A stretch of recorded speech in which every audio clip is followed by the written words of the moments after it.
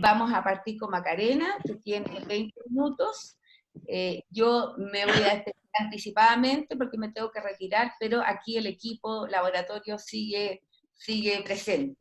Así que, Macarena, te doy la palabra y no sé cómo ponerte a ti, viste al hablante para que esté... No, eso lo tiene que hacer cada uno. Solamente puedo manejar la pantalla Ah, compartida. ya, bueno, yo voy a poner la Maca de principal. O aquí lo puedo, ya. Dale, Maca. Gracias, chiquillos, y que bueno, estamos entre puros amigos, así que esto es más entretenido. Y yo cambié un poco la presentación de hoy día para hacer un poco un link, comillas, con la presentación posterior, que es la de Cristian, para que no sean tan disonantes las dos. Así que me voy a referir a la instalación o la forma en que se configuró la Inquisición en el siglo XVI, y que ahí podemos hacer el nexo con algún tipo de nexo con Cristian. Pues bien, la instalación de Santo Oficio en América pretendió estrechar los controles sobre las prácticas religiosas y comportamientos sociales de la población no indígena. Con todo, como es bien sabido, solo se erigieron 3 tribunales para un amplio territorio, por lo que la organización de comisarías en las ciudades cabezas de obispado y en las demás villas o puertos cobró una importancia gravitante, puesto que serían los comisarios quienes tendrían sobre sus hombros la responsabilidad de impedir y pesquisar prácticas heterodoxas de los súbditos, en todos aquellos espacios alejados de los centros neurálgicos de la monarquía católica. Seguidamente, si bien se trata de un tribunal eclesiástico con jurisdicción y competencia en materias relativas a la defensa de la fe, lo cierto es que la corona instrumentalizó políticamente a este tribunal, mediante el cual le dio solución a otros problemas que debió enfrentar. Entre ellos está las críticas de algunos sectores eclesiásticos a la legitimidad de la ocupación de España del Nuevo Mundo. Asimismo, permitía controlar los poderes locales con tendencia a la autonomía en momentos en que la corona iniciaba el proceso de fortalecimiento del poder real, manteniendo, pese a ello, la negociación con los diversos cuerpos que conformaban la sociedad. Así pues, durante el periodo fundacional, una serie de problemas religiosos y políticos de carácter interno o internacional constituyeron desafíos que había que solucionar tanto en la península como en los demás territorios que integraban las posesiones de ultramar. Para el caso de la gobernación de Chile, espacio periférico y de frontera de la monarquía católica, la existencia de falsos conversos y protestantes, como de sacerdotes críticos al poder real, entre otros, fue una realidad que se debía abordar tomando en consideración las particularidades sociales, culturales y jurídicas de la población y territorio. Para la presentación de hoy me valido con documentos del Archivo Histórico Nacional de Madrid, del Archivo Histórico Nacional de Chile y el Archivo Arzobispal de Santiago. Pues bien, ¿cuál es la necesidad de contar Inquisición en un espacio periférico como el de Chile? Y el primer punto es desde los conversos o los marranos. La creación de Santo Oficio y la Inquisición para América fue resultado, todos lo sabemos, de una serie de análisis que se hicieron en la llamada Junta Magna de Madrid de 1568. Entre las situaciones que había que enfrentar en los espacios ultramarinos estaba la existencia de los falsos conversos, que constituía un problema de carácter interno, religioso, político, en cuanto que era una amenaza para la unidad de la fe como de la identidad cultural de los súbditos que integraban la monarquía católica. En tal sentido, por ejemplo, el Cabildo de Santiago ya en 1562 solicitó al rey que, y cito, habiendo pasado algunas personas de las prohibidas por la Santa Inquisición, que tienen una raza de moros y de judíos y de confesos, sin licencia de su majestad, y con algunas informaciones falsas que para ello han dado y sin hacer relación verdadera, cierro cita, fueran expulsados, solicitaban que fueran expulsados de la gobernación. El paso de conversos a Chile se produjo ya desde los primeros años de la conquista. Con Diego Almagro llegó, por ejemplo, Rodrigo de Orgoño. Y obviamente con Pedro Valdivia llegaron una serie de conversos, como Diego García de Cáceres, que llegó a ser regidor perpetuo del Cabildo de Santiago, Alférez Real, Francisco Gudiel, que llegó junto a Monroy, y fue fundador de la ciudad de Concepción, Pedro de Ome Pessoa, que era portugués, Alonso Álvarez, Juan Serrano, una serie de conversos, Juan Almonacid, fundador de Vecino y Encomendero de Villarrica, que además ocuparon, digamos, puestos importantes dentro de la gobernación chilena. Y esto pese a los controles de la Casa de Contratación conforme a la Real Cédula de 1534 de Carlos V. Para el caso de Chile, es posible sostener que hasta 1565 habían logrado pasar aproximadamente 122 nuevos conversos, quienes residían y conformaban en su mayoría la administración de la gobernación. Así pues, para el momento de instalarse la comisaría en Chile, lo cierto es que había sujetos de procedencia conversa, muchos de ellos integrados a la incipiente sociedad que se estaba gestando y ocupando cargos en diversas instituciones de la administración. Más aún, algunos de ellos llegaron a ser encomenderos. Con todo, fuese porque eran falsos conversos, o bien por envidias, viejas reyertas o intolerancia de los cristianos viejos a esta minoría, es posible rastrear denuncias, quejas en contra de ellos, incluso antes del arribo de la Inquisición. Y esto es bastante fundamental porque en el fondo la intolerancia no solamente pasa por una cuestión normativa, sino que también por las prácticas. Por ejemplo, en la década del 60 del siglo XVI, Rodrigo de Vega Sarmiento, factor propietario del Reino de Chile y de la ciudad de Concepción, tildó de judío a Francisco Gudiel. Ustedes comprenderán que es una situación bastante grave, puesto que por medio de tales dichos ponía en jaque a Gudiel para que fuera denunciado, o el oprobio social religioso de la pequeña población residente en Concepción. Asimismo, en 1557 circuló un escrito en contra de Álvarez Gudiel y Yome Pessoa, que es bastante decidor porque también los trata a ambos de judíos y que están esperando al Mesías. Lo anterior cobra importancia en cuanto a que queda en evidencia que los conversos circularon por los diversos espacios que conformaron la monarquía católica, poniendo en jaque la identidad y la unidad religiosa global de este imperio. Asimismo que en sociedades pequeñas, como eran los que eran en Chile, sus habitantes estaban permeados del espíritu tendiente a la ortodoxia y del temor hacia el otro distinto.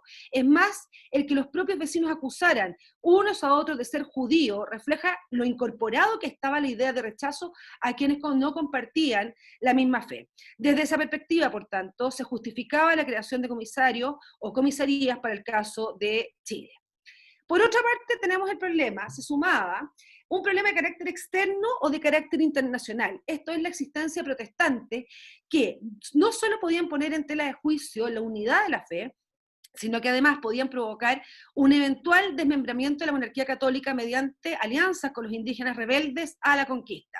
En tal sentido, el espacio correspondiente a la gobernación de Chile podía ser un flanco de ataques y de penetración de piratas y corsarios con idearios contrapuestos a la corona, cuestión que en los hechos aconteció no una, sino que en diversas oportunidades durante el siglo XVI y XVII. Por lo anterior, existía una necesidad de impedir que las herejías tuvieran la oportunidad de penetrar. Con todo, lo cierto es que se debió creer hasta mediados de la década del 70 del siglo XVI que la navegación por el estrecho de Magallanes era casi imposible, puesto que, conforme al registro consultado hasta ahora, las mayores precauciones y advertencias se realizaron para los espacios correspondientes a Panamá, el Caribe, Cartagena y Buenos Aires. Ello importó dar instrucciones especiales a los comisarios de puerto para que estuviesen atentos al arribo de luteranos, predicadores como también de libros prohibidos. No obstante, para el caso de Chile, la presencia de la Inquisición por medio de comisarios era crucial, dada su ubicación estratégico-geográfica. El estrecho de Magallanes constituyó el paso de piratas y corsarios desde el Atlántico hacia el Pacífico, siendo las puertas, caletas y villas emplazadas sobre la costa los espacios donde los barcos debían recalar, fuese para abastecerse, aunque las más de las veces para ser blancos de tanque y pillaje por parte de los piratas. Tal situación obviamente constituía un problema de carácter religioso y político, toda vez que los piratas y corsarios eran en su mayoría procedentes de naciones protestantes, lo que podía implicar la difusión de doctrinas, libros e interpretaciones de cristianismo de carácter herético. Situación que se veía agravada por la posibilidad de alianzas con los pueblos indígenas situados al sur de la frontera, en el Biobío, que estaban en guerra con los españoles, la llamada Guerra de Arauco, lo que significaba un riesgo para la soberanía de la monarquía y sus posesiones de ultramar. Más aún, la preocupación por la existencia de herejes o sospechosos de serlo fue una constante para la corona, que se intensificó luego de la Reforma Protestante, al punto que el rey solicitaba saber si en sus posesiones de ultramar había indicios de su existencia. De hecho, al respecto le consultó al obispo de Santiago de Chile, Fray Diego de Medellín, si había o no protestantes o sabían que hubiese un foco de protestantes. Pues bien, la amenaza a la llegada de protestantes se hizo realidad. En 1578, Francis Drake logró navegar el estrecho Magallanes, todos sabemos, llegó a la isla Mocha, frente a las costas de la Araucanía, habitada por indígenas. Luego los ingleses tomaron contacto con ellos, logrando abastecimiento de provisiones. Posteriormente se van a dirigir hacia la altura de lo que es actualmente Papudo, y en esta caleta un bote se aproximó hacia la costa, espacio en el que tomaron contacto con los indígenas, con quienes se relacionaron por más de 5 días, obteniendo provisiones y alimentos para continuar su viaje. Luego van a atacar Valparaíso, sabemos que lo van a saquear, y posteriormente se van a dirigir hacia la Herradura y principalmente hacia La Serena, donde ya advertidos, digamos, la población serenense, van a defender la ciudad de los piratas Drake y compañía. Entonces, esto deja en evidencia que digamos, que había un riesgo que se presentaran los buques piratas, no solo por el saqueo de las villas costeras y las embarcaciones que en ellas podían estar. A su vez, el que hubiesen tomado contacto durante 5 días con los indígenas de Papudo, caleta no muy lejana a la ciudad de Santiago de Chile, constituía un riesgo en cuanto al proceso de evangelización, pues podía conllevar hacia la heterodoxia, y más alarmante aún la posibilidad de pactos o alianzas entre los indígenas y los protestantes en contra de los españoles. Seguidamente, el ataque de Drake a Valparaíso dejó en evidencia lo vulnerable y expuesta que estaban las costas chilenas, en un contexto en que además la guerra en la frontera meridional continuaba. De hecho, Rodrigo de Quiroga, al enterarse de las noticias, intentó proteger villas y ciudades de la zona central, en caso de que los herejes nuevamente desembarcaran y avanzaran hacia Santiago. La situación, por tanto, era muy peligrosa, más aún porque estaba el estado de guerra permanente en el sur y podía constituir una buena oportunidad para que los indígenas realizaran alianzas con los británicos en contra de los españoles. Un tiempo después, logró también ingresar por el estrecho de Magallanes hacia las costas chilenas el corsario Tomás Cavendish, quien en marzo de 1587 intentó desembarcar en la isla Mocha. Sin embargo, los indígenas lo atacaron, debiendo continuar su travesía hasta la isla Santa María, donde logró reunirse con 3 embarcaciones que comandaba. En esta isla, los indígenas lo tomaron por amigos o españoles y le dieron provisiones necesarias para que pudiera continuar su viaje. Fueron avistados en la ciudad de Concepción y en el pueblo de indios de Chanco, lo que permitió advertir a las autoridades de las ciudades y poblados más al norte que era posible un ataque de los británicos. Los británicos, perdidos por la intensa bruma, creyeron llegar a Valparaíso, aunque en realidad estaban en Quintero. Si bien para aquel entonces no había pueblos ni villas españoles o indígenas, lo cierto es que las autoridades ya notificadas que los corsarios estaban en las costas chilenas se prepararon para enfrentarlo. Luego de que un vigía, avistara a los ingleses sobre la costa, unos 100 soldados españoles, más milicianos y un número considerable de sacerdotes católicos, se abalanzaron sobre los herejes. 6 de ellos, como informan los jesuitas Rosales y Ovalle, fueron tomados prisioneros y ahorcados en Santiago, no sin antes, cito, los cuales fueron tan dichosos porque por este medio ganaron su salvación, porque convirtió a nuestra fe católica romana y bien dispuestos murieron con señales de su predestinación. Cierro la cita. Otros 3 prisioneros británicos apresados en la batalla fueron sometidos a proceso y sentenciados por el Santo Oficio de la Inquisición, realizándose las primeras diligencias por el comisario de la ciudad de Santiago. En tal contexto, por tanto, era imperioso contar con los comisarios desplegados de diversos territorios, con miras a controlar la propagación de ideas que pudieran los cimientos políticos y religiosos de la corona, en un espacio periférico y de frontera como lo era Chile. Más aún si atendemos al relato de los hechos realizados por Rosales, quien indica, y cito a Rosales: sin mostrarse a los ingleses, los cuales, habiendo visto 2 españoles en aquel puerto, recelándose de que hubiera más gente, se volvieron a embarcar y despacharon desde otros navíos un español, que habían cogido en el estrecho de Magallanes, enviando a decir con él a los españoles cómo necesitaban de abastecimiento, que lo diesen, que no estaría mal su amistad con Inglaterra, y más en tiempos en que Francia se había hecho la liga contra España, y estaban en ello tan poderosos que dentro de poco lo habían de ver señores de todo aquel mar y reinos de la América. O sea, era un peligro efectivo, político, digamos, la existencia de estos piratas. La defensa de los indígenas y el ideario lascasiano. Por otra parte, es sabido que Bartolomé de las Casas denunció los peligros espirituales que habían en las tierras descubiertas. Lo anterior debido al mal comportamiento de los españoles, quienes abusaban de los indígenas y vivían de manera contraria a las enseñanzas de la Iglesia. Situación que impactaba directamente sobre la población indígena, la que podía verse confundida en materia de fe y respecto a los comportamientos esperados, de acuerdo a la moral y las buenas costumbres. Por ello, Bartolomé de las Casas fue uno de los primeros que solicitó la implementación del Santo Oficio de la Inquisición en América en el Memorial de Remedios para las Indias. Con todo, lo cierto es que la crítica del dominico hacia el comportamiento de los españoles, su mal ejemplo y maltrato a los indígenas, desembocó en la disputa relativa a los justos títulos o la legitimidad de la conquista, dando lugar al pensamiento lascasiano, al que adhirieron muchos sacerdotes, situación que podía ser extremadamente peligrosa, porque tras ello hay una crítica al poder político de la corona en el Nuevo Mundo. Este ideario fue compartida de manera total o parcial por una serie de sacerdotes y obispos, entre ellos también los de la diócesis de la Imperial y Santiago de Chile. Y una forma de estrechar el control político sobre los seguidores de las casas podía ser mediante la Inquisición. Es indiscutible que la Inquisición se convirtió en un arma política de la monarquía, y como en otros casos, el Santo Oficio no vaciló en interrumpir su actividad represiva para ajustarse a las inspiraciones del poder real, como también pudo modificar sus sentencias para proporcionar al rey la mano de obra gratuita que necesitaba. Estoy pensando en, digamos, cuando se enviaban a la galera en vez de dar la pena capital. Pues bien, las apreciaciones del clero en Chile eran relativas a la legitimidad de realizar la guerra y esclavizar a los indígenas.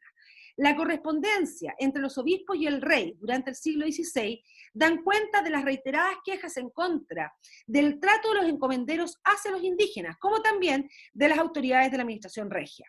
Tales debates epistolares develan los antecedentes y los intereses de los diversos sectores sociales y políticos del siglo XVI, muchas veces contrapuestos y en otros en concordancia, lo que en definitiva muestran los vaivenes y avances y retrocesos en relación al tratamiento a los indígenas en Chile, como también la posible delegitimación del poder real por efecto del mal comportamiento de los españoles.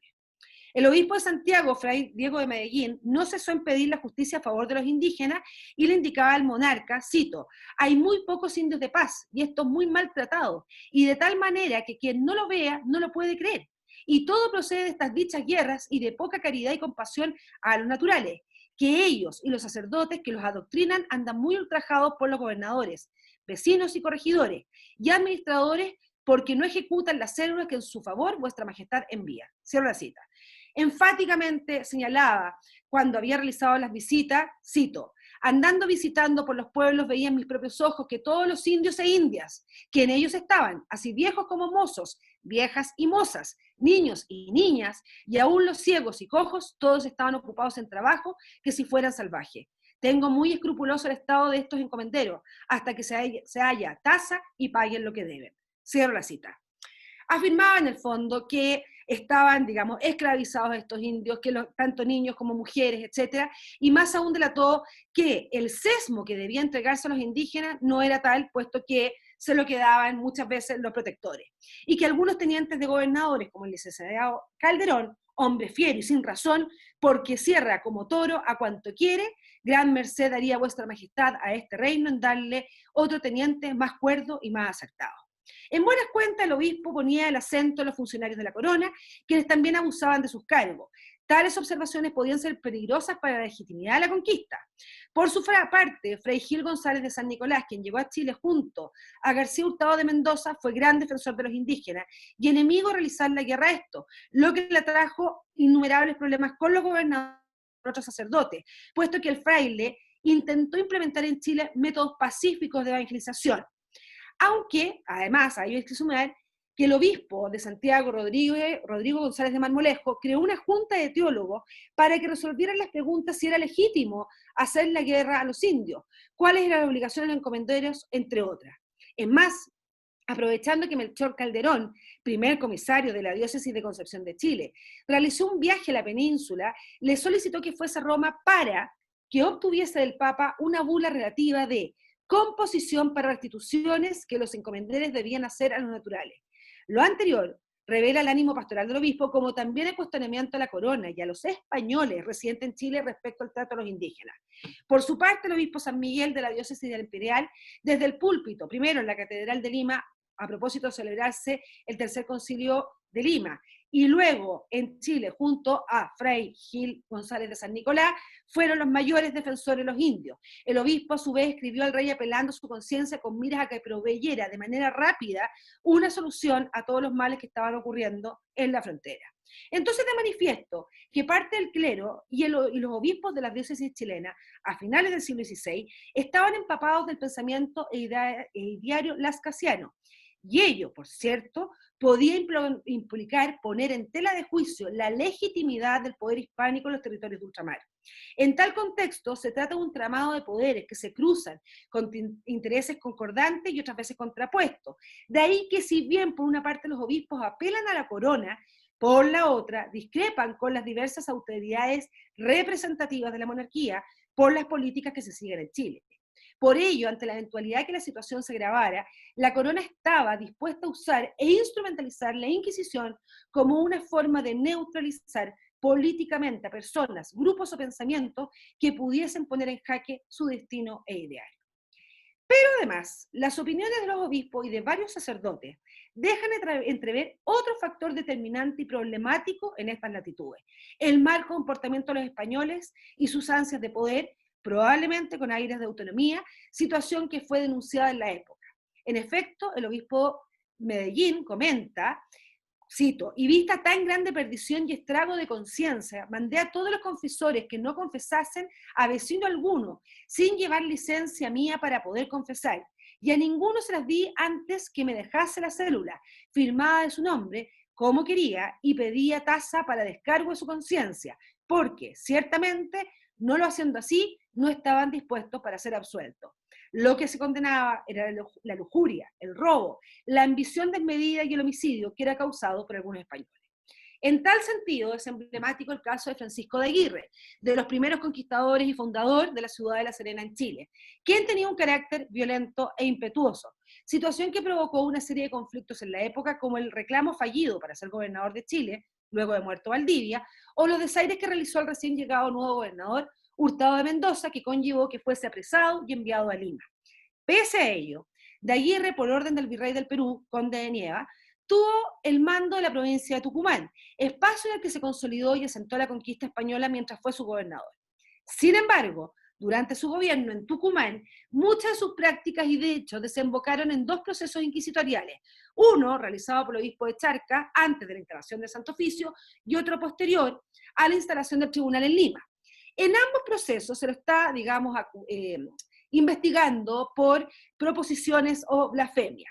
Pero llaman la atención, tanto en el primer juicio y sobre todo en el segundo, una proposición en la cual Francisco de Aguirre se pone por sobre el poder tanto de la corona como del poder del Papa, que evidentemente constituían, dichos, una amenaza para el poder de la corona como también para la Iglesia.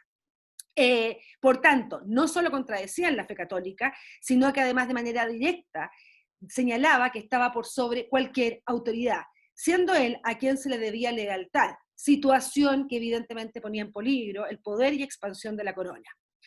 Pero aún más, en el segundo proceso, llevado adelante por la Inquisición, se le acusa entre muchas prácticas sospechosas de heterodoxia y proposiciones heréticas, y cito, que habiéndolo dicho cierto vicario le tenía excomulgado, sostuvo que el Papa no lo podía excomulgar, que quitaba, se pagasen los diezmos y primicias al vicario y exigía se lo entregasen a él, porque era vicario general en lo espiritual y temporal.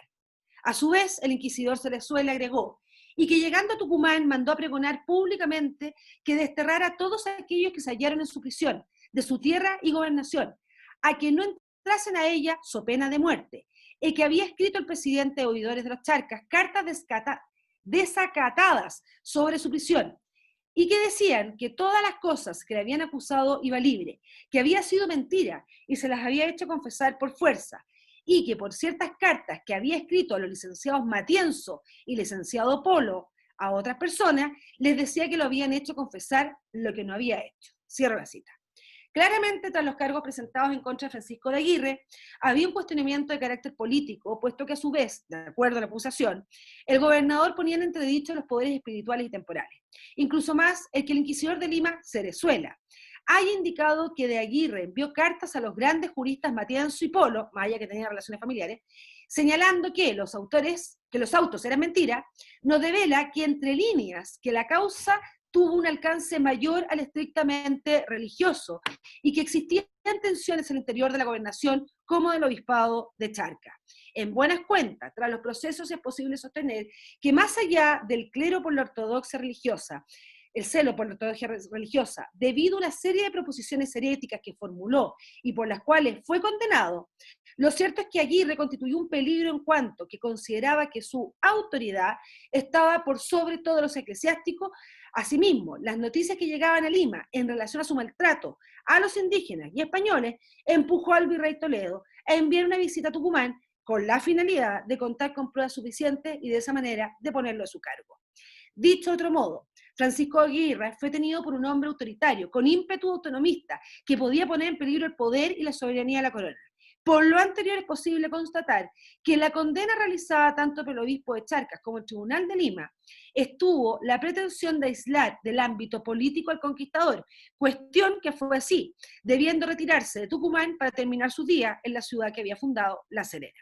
Así, el Santo Oficio de la Inquisición se constituyó en América para velar por la ortodoxia religiosa católica, pero además como un instrumento político de la corona, con miras a resolver variados problemas que podían poner en jaque la unidad de la fe en sus posesiones y por tanto el elemento identitario global, como también la legitimidad de la conquista. Incluso la Inquisición, instrumentalizada desde el poder regio, podía coadyuvar en afianzar su poder frente a los poderes locales que eventualmente pudiesen tener el anhelo de autonomía. Se justificaba entonces plenamente la instalación de comisaría en la gobernación de Chile. No sé si me queda tiempo. ¿O estoy? Estábamos todos como muy metidos, nos dejaste. ¿Ya 5 minutos? Eduardo. Sí. ¿5? Ya. Sí. Entonces voy a dar cuenta así brevemente, teniendo claro entonces que desde una perspectiva de razones, porque siempre todos hablamos que había, la Inquisición tenía, digamos, razón de ser no solamente por una cuestión religiosa, sino que habían asuntos políticos, pero que nadie los desarrolla.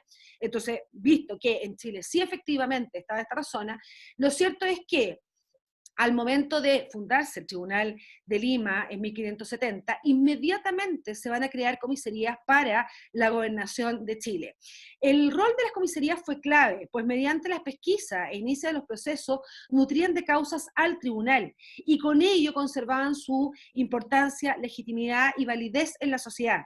En tal sentido, el mero hecho que un sospechoso fuese investigado por el comisario provocaba el efecto deseado y buscado por el Santo Oficio, causar temor entre la población y, por tanto, la autorregulación de las prácticas y comportamientos religiosos y sociales.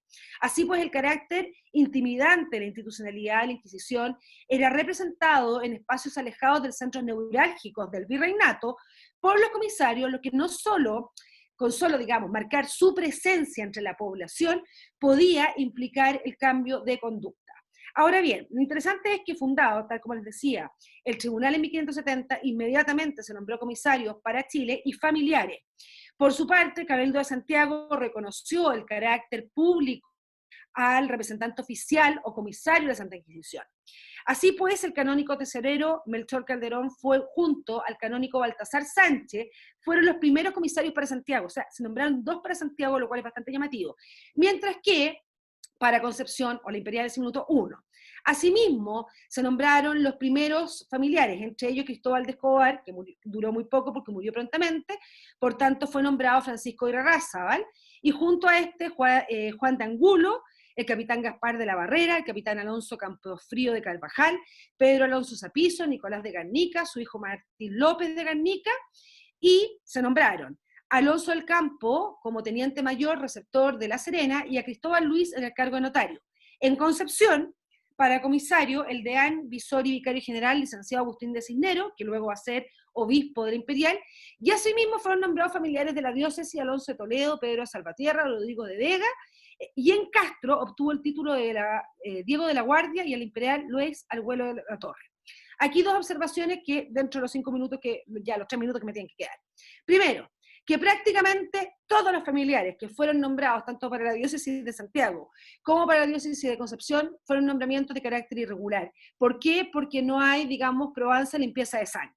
Y esto va a ser un problema durante todo, digamos, el periodo colonial, precisamente porque los familiares en Chile no van a probar la limpieza de sangre. No obstante, no probar la limpieza de sangre, eran nombrados de carácter interino. ¿Y eso qué significaba? Que en el fondo estaban, digamos, en la calidad de familiares, gozaban de todos los derechos familiares sin tener la titularidad.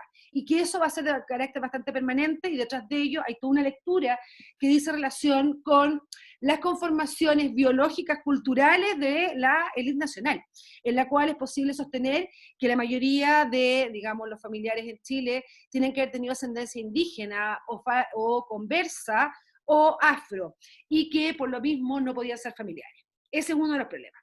Y el otro problema interesante es en relación a la diócesis de Santiago de Chile, que en un comienzo tuvo 2 comisarios y que luego va a tener siempre 1. Yo considero que es probable que se hayan nombrado 2 comisarios por lo enorme que era la diócesis de Santiago de Chile, que pensar que en ese minuto también estaban dentro de las provincias San Luis, Cuyo y Mendoza, y que durante 9 meses no se podía cruzar la frontera por la nieve, etc. Entonces es probable que uno de ellos haya sido enviado a Mendoza. Fuente o registro que hasta el día de hoy no he encontrado. Es una intuición que tengo porque no lo veo actuando en causas en la diócesis de Santiago de Chile. Y por otra parte, también llama la atención el nombramiento tanto en La Serena como en Castro. En La Serena es claro, digamos, que se haya nombrado un funcionario, aunque no haya sido comisario, un teniente receptor, precisamente por los posibles ataques de corsarios. Y en Castro se nombró un familiar. Y esa situación sí que es mucho más interesante, porque a finales del siglo XVI, Castro va a ser atacado, acuérdense, por los piratas holandeses. Y no solamente va a ser un ataque, digamos, a la ciudad más austral de lo que era la monarquía católica, sino que además los holandeses lograron hacer pactos con los caciques en Castro, sus caciques e indígenas que supuestamente que eran leales a la corona, donde luego mataron a todos los hombres españoles, hicieron soberanía. En un momento que esto es posterior a Curalaba, esto ocurrió en 1600, Curalaba en 1598, teniendo que desviar un destacamento desde Concepción hacia Castro para poder enfrentar a estos holandeses, que finalmente fueron expulsados de Castro.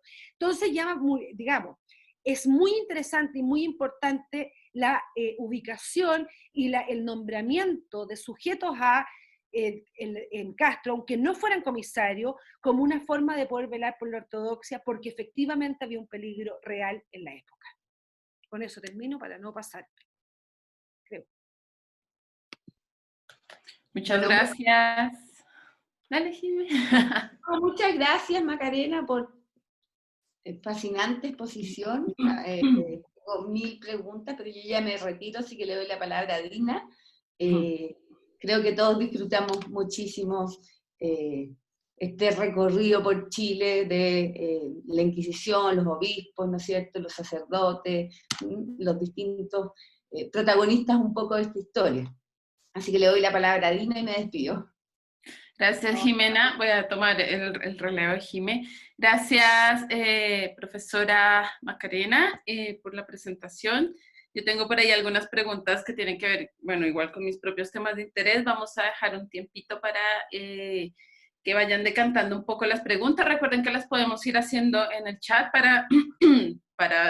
o ir pidiendo la palabra para ir generando como una tercera ronda cuando terminemos la presentación que voy a presentar ahora. Cristian Perucci, desde la Universidad de la Frontera, va a presentar un trabajo relativo, comparativo de las guerras Mapuche-Winca y las Lakota, estoy viendo, voy a ver si lo pronuncio bien, y las Lakota-Huaschishu Wars del siglo XIX, preámbulos de una comparación. Cristian, te damos la bienvenida a las conté en la sexta sección del laboratorio.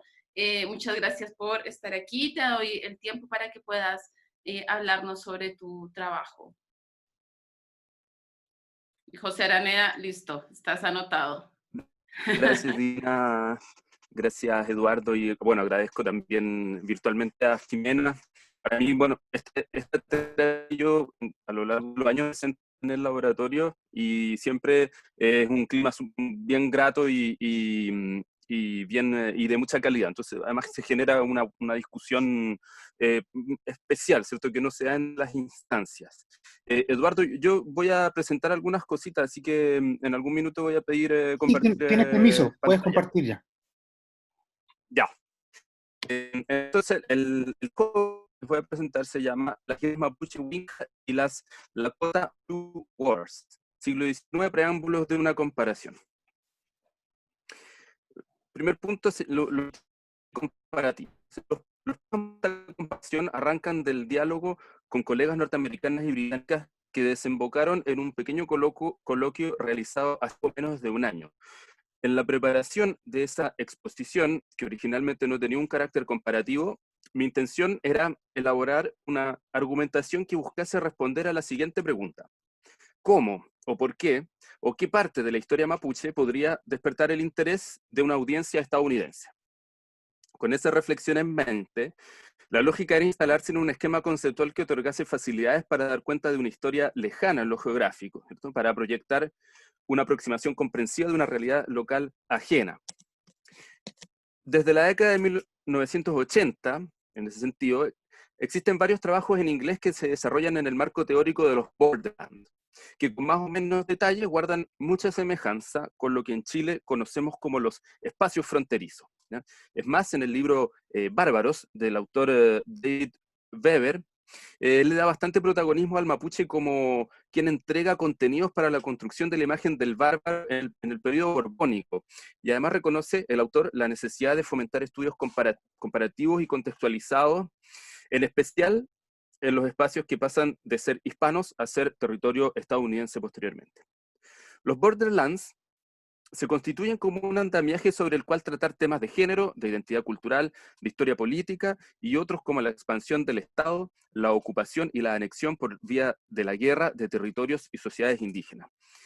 Este fenómeno de mediados del siglo XIX, este fenómeno de la ocupación y anexión, en tanto que proceso histórico global, permite establecer un campo comparativo para las guerras que mezclan al Estado chileno con los cuerpos políticos mapuche, esencialmente la Guerra a Muerte y la Guerra de Pacificación, y las American Indian Wars de la época.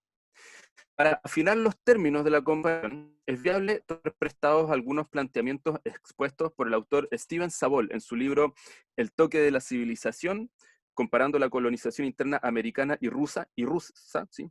En especial el capítulo 3 que se llama La resistencia marcial, ¿ya? Y yo a continuación voy a destacar brevemente 5 puntos que orbitan en torno a los fenómenos históricos del siglo XIX y que son susceptibles de integrar una reflexión comparativa en torno a la guerra, ¿ya?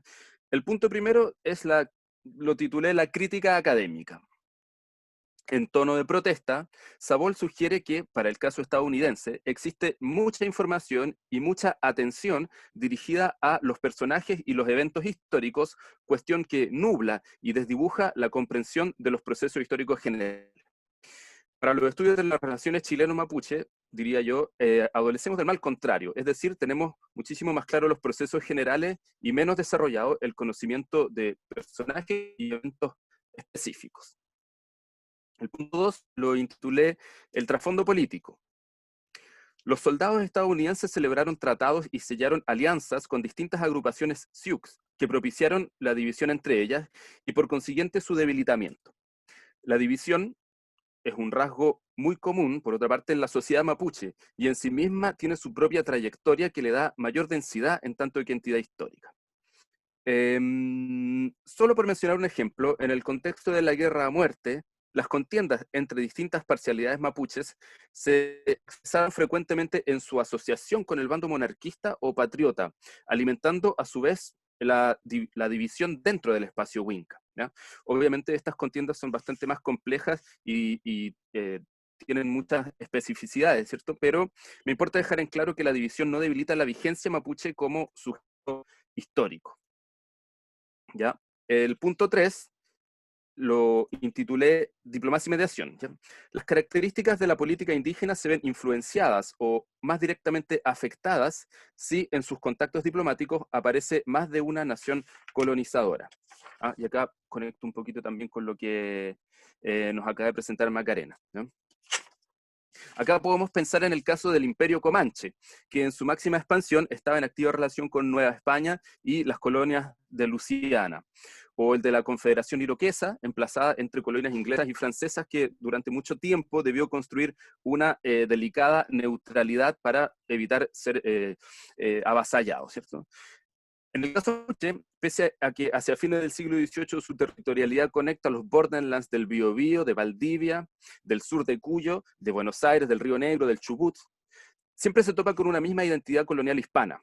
Esto sin perjuicio que, por ejemplo, en el marco de las llamadas guerras pehuenches, las distintas jefaturas hayan comprendido las diferencias y fricciones entre Francisco Amigorena y Ambrosio Higgins. Se entiende que son discrepancias locales, concentradas, y no son guerras entre grandes potencias imperiales distintas. Los contactos que existieron entre mapuches y británicos, o entre mapuches y los neerlandeses de Pernambuco, fueron igualmente acotados y se desplegaron en el entendimiento de que no existía una real disputa entre fuerzas y ambiciones equivalentes. Señalemos también aparte, ¿cierto?, de la presencia de soldados, misioneros, jefes indígenas aceptados, negociaciones y formas similares de lo que llamamos la agencia fronteriza, que son realidades que existen en ambos escenarios durante el siglo XIX. El punto 4 lo intitulo Expansión y Reinvención.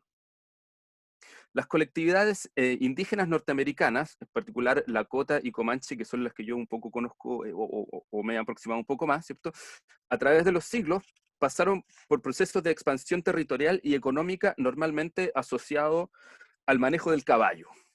Esto quizás suena de perogrullo, pero la expansión mapuche a las pampas del oriente de la cordillera esboza patrones muy similares. Además, y aquí lo que me parece más interesante, es la necesidad de comprender los procesos de adaptación a los nuevos espacios, la asociación con otras agrupaciones indígenas y en general los acomodos culturales a los nuevos ambientes ecológicos, políticos y sociales, ¿ya? Sin entrar en mayor detalle, voy a citar al Imperio Comanche de Pekka Amalainen. Les voy a pedir que en la cita que les lea, cada vez que yo mencione la palabra Comanche, ustedes internamente la reemplacen por la palabra Mapuche, ¿ya? Y después vamos a ver si funciona el ejercicio, ¿ya? Abre comillas, los comanches eran una nación que estaba en un estado de cambio constante y en ocasiones incontrolado. Una sociedad que se reinventaba creativamente mientras luchaba por absorber las presiones externas y un pueblo imperial que saboreaba y luchaba con su poder recién descubierto. El dominio externo de los comanches se basaba en una serie de compromisos internos que los mantenían equilibrados entre la caza y el pastoreo, la producción mercantil y la producción de subsistencia, el localismo y la centralización, el igualitarismo y la desigualdad, la ambición individual y la solidaridad grupal, la esclavitud y la asimilación. Este equilibrio y compromiso interno sostuvo la hegemonía comanche, pero también era precario y peligroso. Cierra comillas, ¿ya?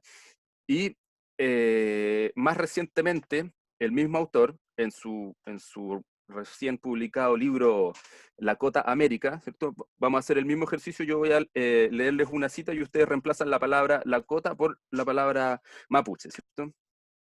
Dice, los Lakota eran y son cambiaformas, o shapeshifters en inglés, con una capacidad palpable para adaptarse a las condiciones cambiantes que los rodean, y pese a ello, seguir siendo Lakota. La metamorfosis recurrente, la fragmentación y fusión en unidades más pequeñas y más grandes permitió a los Lakotas movilizar su poder en múltiples registros y en diversas capacidades, no solo como bandas y tribus, sino también como nación y como líderes de grandes alianzas indígenas. Cuando los Lakota entraron en estrecho contacto con el gobierno de Estados Unidos a principios de la década de 1850, se encontraban en medio de lo que quizás fue la más notable y la menos conocida de sus auto-reinvenciones, el Imperio Lakota, ¿ya? Les comunico sí que esta idea de imperio es como la gran polémica, es el gran debate que este autor, Pekka Amalainen, de Oxford, ha despertado desde que publicó el Imperio Comanche hace ya 10 años, ¿ya?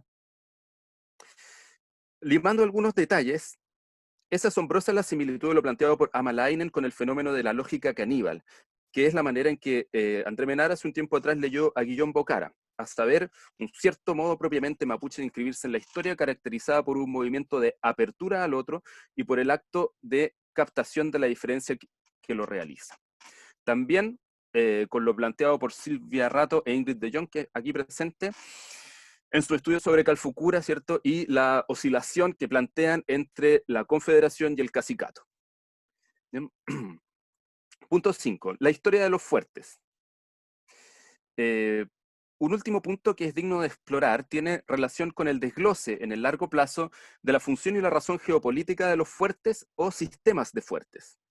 Tanto en Norteamérica como en el territorio mapuche hay una relación con el control de los cursos fluviales o los puntos de paso obligado. Aquí les voy a mostrar dos, no sé si lo están viendo, ahí. Ya. Dos sistemas que los saqué de algunos libros, ¿cierto? Ahí los tengo referenciados, ¿ya? ¿Cierto? Los cursos fluviales o puntos de paso obligado. El río es concebido como línea de frontera, como interfaz de cambio soberano, y las líneas de fuertes, que sería la territorialización de lo que denominamos el borderland. Y ya que recientemente evocábamos el nombre de Evo Kara, una de sus primeras lecciones fue describir el paso de los fuertes como dispositivos de guerra en el siglo XVI a dispositivos de disciplinamiento en el XVII. Ya para el XIX, y esto ya no es Evo Kara, esto, digamos, Evo Kara no llega al XIX, ¿cierto? Vuelve a ser un dispositivo de guerra, pero además el fuerte contiene la semilla de la urbanización del país, ¿ya? O al menos en parte. Hay también una condición que queda clara cuando se hace una revisión histórica de la geografía, y es que las ruinas de los fuertes del siglo XVI nunca abandonan los mapas, y quien ha estudiado con más detalle esto es el profesor Jaime Flores, ¿cierto? La Araucanía fue conquistada en el XVI, luego liberada, y por lo tanto la mentalidad geográfica colonial siempre estuvo presente en la ilusión de reconquistar los fuertes perdidos, en particular Angol, Imperial y Villarrica. También con el mismo profesor Flores venimos discutiendo hace un tiempo sobre el significado de las ruinas en el concepto geográfico e histórico de la política mapuche. Hay una aproximación que podríamos hacer o proponer que es toponímica. Por ejemplo, Carahue como una deformación de la palabra Pucarahue, ¿ya? Donde igualmente cabe pensar o ponerlo en la balanza con el nombre de la principal playa de Villarrica, que se llama Pucará. Pucará entendido como un sinónimo o una palabra muy próxima a lo que en castellano llamamos el fuerte, ¿no? Pero también se puede analizar historiográficamente, ¿cierto? En el caso de Imperial está en la documentación de los franciscanos, donde aparecen detalles interesantes, y en el caso de Villarrica, la documentación militar es muy reveladora sobre lo que es la semblanza del Lonco de Pulef cuando le entrega las ruinas a Gregorio Urrutia, ¿ya? Hay un sexto punto comparativo que yo agrego y me parece relevante y muy rotundo, que es la exploración de los formatos de registro de la memoria, ¿ya? Lógicamente, la historiografía puede revisar las crónicas de viaje, los elementos que aparecen en la prensa, la documentación de los misioneros, y su trabajo etnográfico o protoetnográfico, declaraciones oficiales o incluso judiciales, las famosas cartas mapuches, y así metodológicamente ir reconstituyendo la memoria, ¿cierto? Sin embargo, en el caso de Lakota hay una tradición muy especial en el sentido que produce un soporte material para la historia oral, que son los winter counts, ¿ya? Los cuentos de invierno, que son cueros de animales en los cuales cada año una especie de guardián de estos cuentos de invierno va haciendo un dibujo, una inscripción, en el cual refleja un evento importante y que señala o que sintetiza aquel año. ¿Ya? Lo pueden buscar en internet, en el Instituto Smithsonian, conserva muchísimos de estos cuentos de invierno. El caso mapuche no tiene nada que se le asemeje, sin embargo, hay dos recopilaciones fundamentales para estudiar y comprender las perspectivas de los propios actores que podrían entrar dentro de la concepción de una memoria histórica. Me refiero a las genealogías araucanas, que es un fragmento dentro de un libro publicado en 1913 por Tomás Guevara, cuya segunda edición se publicó el año 2002, incluyendo a Manuel Manquilef como coautor bajo el título de Quillemu Filtro Quincheñipiel. Las otras son las memorias del Pascual Coña, anotadas por Ernesto Willem de Mesbach. De todas maneras, llamemos a estas memorias históricas, ¿cierto? Lamentablemente tienden a eclipsar otros tipos de fuentes para quienes se dedican a estudiar estos temas. Todos estos materiales pueden y requieren ser comprendidos en sus distintos niveles de expresión por el procesamiento de la guerra como un hecho histórico por quienes las vivieron directamente, ¿cierto? Entro al segundo ítem, las guerras Mapuche-Winca y las Lakota-Washichu Wars, ¿cierto? La idea de hablar de guerras Mapuche-Winca y Lakota-Washichu Wars, de decirla en estos términos, obedece a la intención de incorporar la perspectiva indígena de la guerra en el análisis histórico. Todavía hay académicos que se sorprenden a ver que existe una dimensión activa de lo que se llama política indígena y cuyo último fin no es llegar a constituir la fórmula institucional del Estado. Así enunciado el campo de investigación, la participación indígena en la historia se despoja del carácter pasivo y receptivo que normalmente se le asigna por defecto. Una segunda propuesta teórica, y esta sí es comparativa, apunta a elaborar un renovado concepto de la guerra Winca tomando el modelo de las ya mencionadas American Indian Wars. Acá la palabra guerra la estamos empleando fuera del modelo clásico europeo, en el cual la guerra solo es entre estados. No voy a entrar en esta discusión ahora, que si bien es interesante y pertinente, nos aleja del punto al cual queremos llegar.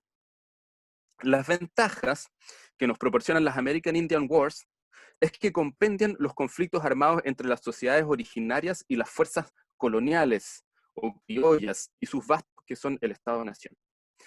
Aquello, insisto, es importante, pues al margen de discutir cómo comprendemos el término de guerra, que puede ir desde la ausencia de paz hasta el disciplinamiento, o incluso teorías más complejas como la hegemonía cultural o la colonización del imaginario, refiere al hecho concreto del enfrentamiento armado, a sus causas y sus consecuencias. Esto al margen de la magnitud de los enfrentamientos, los cuales rara vez llegan a ser grandes batallas. Normalmente estamos en presencia de pequeños combates rápidos, dentro del orden de lo que nuestro colega trasandino Alejandro Rabinovich llama el entrevero. Pero debemos poner el foco en que normalmente se producen varios entreveros en un espacio y en un tiempo acotado. Esa es para nuestro interés una característica que deja bien descrita en las American Indian Wars. De esta forma, tanto en la academia como en la literatura popular, las guerras estarían sustantivadas, las guerras, ¿cierto? American Indian Wars, ¿cierto? Sustantivadas como acontecimiento. Están las guerras Cherokee, o incluso, más interesante, el caso Seminola, ¿cierto? Las guerras están numeradas, está la primera guerra seminola y la segunda guerra seminola. Para el caso Lakota-Washishu, se conocen como las Black Hill Wars, que es el nombre del territorio ocupado por este grupo originario que fuese invadido por el ejército estadounidense. Estos conflictos armados, compuestos por conjuntos de entreveros más o menos simultáneos, hasta ahora lo he explicado parcialmente empleando la palabra guerra. En el caso Mapuche-Winca, el único proceso que fue parcialmente aceptado en su conceptualización de guerra fueron las guerras pehuenche. Ya esto lo podríamos discutir en su momento con el profesor Hugo Contreras, que participó en la elaboración del libro, ¿cierto? En general, la guerra estuvo ideológicamente vetada durante décadas. Si bien comprendemos la necesidad del objetivo que se tuvo de desmitificar la guerra de Arauco, hay al menos dos consecuencias conceptuales que obstruyeron una comprensión histórica más adecuada. En primer lugar, la irrupción de la idea que a partir de 1655 las relaciones entre los grupos humanos involucrados en el contacto fronterizo se desarrollaron en un marco complejo y dinámico, propicio a la estabilidad y a la paz. La guerra, pese a ello, no desapareció por completo. Continuaron produciéndose estallidos locales y esporádicos, pero la convivencia llegó a constituir la tónica general del acontecer. Estoy citando a Oldenis Casanova, quien, sin rebajar sus reales y altísimos méritos, me parece que hace un estudio de las leyes que regularían la excepción, o dicho más formalmente, despliega un estudio en que se desconoce la excepcionalidad que pretende reconocer. Además, como crítica secundaria, emplea la palabra rebeliones, que en la historia de las relaciones mapuche-winca sería delicada, en tanto que las rebeliones pueden expresar resistencia, o este concepto nuevo y aún bastante difuso que es la resiliencia, caso en el cual estaría correctamente empleada, sino también la palabra rebelión podría referir a una oposición a una obediencia debida, caso en el cual estaría mal empleada, pues no existe soberanía winca en el territorio en que tienen lugar dichas rebeliones. La otra consecuencia indeseable es la tendencia a otorgar el protagonismo y la proactividad histórica a los tipos fronterizos coloniales, obliterando el poder social y el poder político mapuche. Esta es la crítica que hicieron, ¿cierto? Rolf Fester y Jorge Vergara en su artículo Relaciones fronterizas o relaciones intertécnicas, que ya tiene algo así como 20 años. En este sentido, es muy interesante ver cómo en las representaciones culturales de la frontera estadounidense a lo largo del siglo XX, como lo analizaron Patricia Nelson Limerick y Richard White, se basa tanto en las ideas de Frederick Jackson Turner, por una parte, Turner, ¿cierto?, con el espectáculo circense de Buffalo Bill, llamado Wild West. Aquí se presenta a Turner y a Buffalo Bill contando una historia, o esculpiendo el perfil de una historia diferente, pero que en la representación cultural terminan reuniéndose. En el espectáculo de Buffalo Bill, la presencia de indios es protagónica. Además, son los recientemente vencidos quienes trabajan en el show, ¿cierto? Que es el destino de Toro Sentado, Sitting Bull, ¿cierto? Y de alguna manera es la prehistoria del género western, el género cinematográfico del western.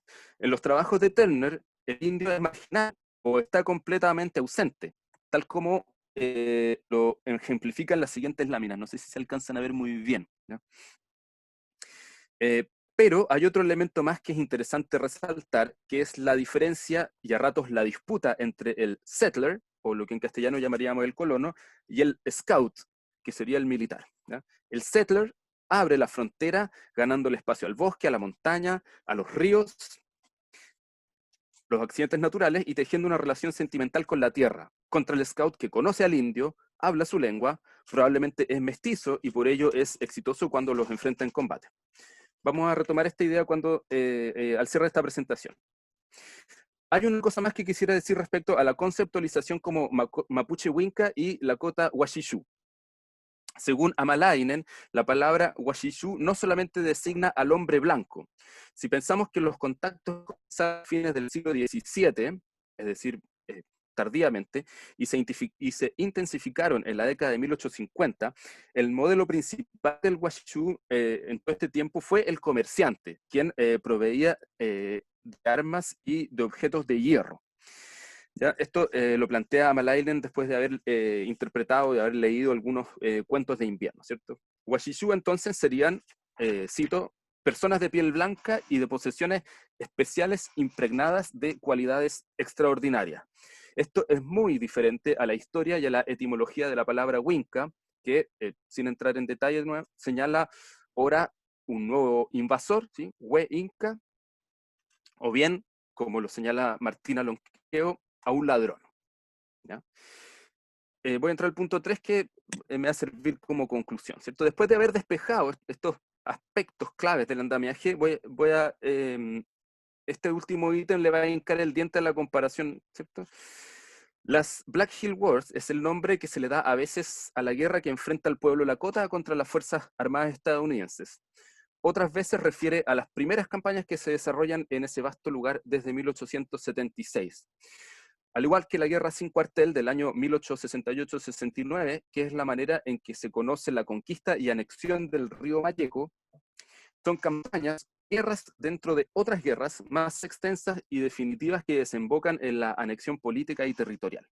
En el caso de Lakota hay dos combates importantes, el combate de Little Big Horn de 1876 y el último que es el de Wounded Knee en 1890. Tan importante es el impacto de estas batallas que finalmente terminan definiendo la presencia y, por decirlo de alguna manera, la identidad, ¿cierto?, del pueblo Lakota en la historia. En particular, Little Big Horn, que según Hamalainen, es la derrota más significativa sufrida por el ejército estadounidense en todas las American Indian Wars y probablemente a lo largo de todo el siglo XIX. Desde esa perspectiva me interesa cotejarla con lo que yo llamaría un símil funcional, ¿cierto?, en la Araucanía, que es la batalla de Quechurehue o Quecherehuas, ¿ya? Allí también el ejército chileno fue derrotado por una coalición indígena de número desconocido, y ya que habíamos hablado de la diferencia entre los settlers y los scouts, voy a hacer un comentario respecto a las diferencias que se despiertan en la revisión de fuentes, ¿ya? Por una parte, voy a referirme a los comentarios de prensa, ¿cierto? O a las fuentes que aparecen en la prensa, ¿no? El historiador Paul Jentz, ¿cierto? Pensando en el caso estadounidense, piensa que los reporteros, o plantea que los reporteros de las guerras indias viajaban con el ejército y frecuentemente empatizaban con sus objetivos, ¿no? Que lo que habrían hecho es embellecer su escritura con el fin de producir coloridas historias de aventura.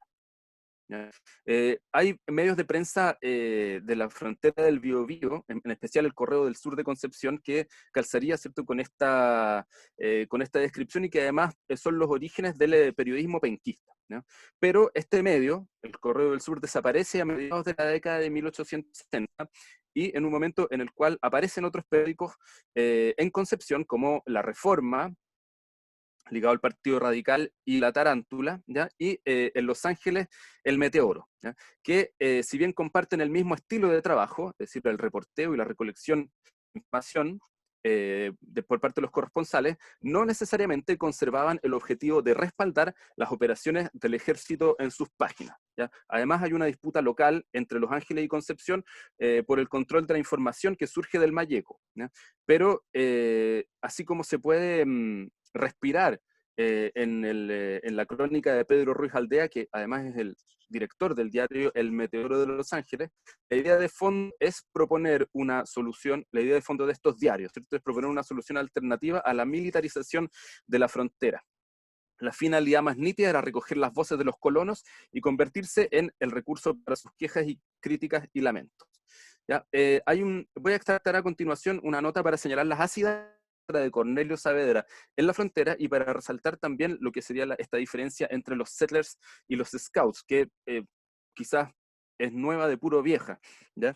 El meteoro del 9 de mayo del año 68 dice: cada vez que se dice que el gobierno ha ocupado la Araucanía, una sonrisa de incredulidad asoma a los labios de todos. Antes de que el gobierno ocupase el territorio comprendido entre el Biobío y el Mayeco, ya los chilenos poblaban y poseían pacíficamente este mismo territorio. Lo que el gobierno ha hecho es fundar unos pequeños fortines que no prestan ninguna protección a los campos ni a los habitantes, y he aquí todo lo que se reduce a lo que él llama pomposamente su conquista. La Araucanía no está conquistada.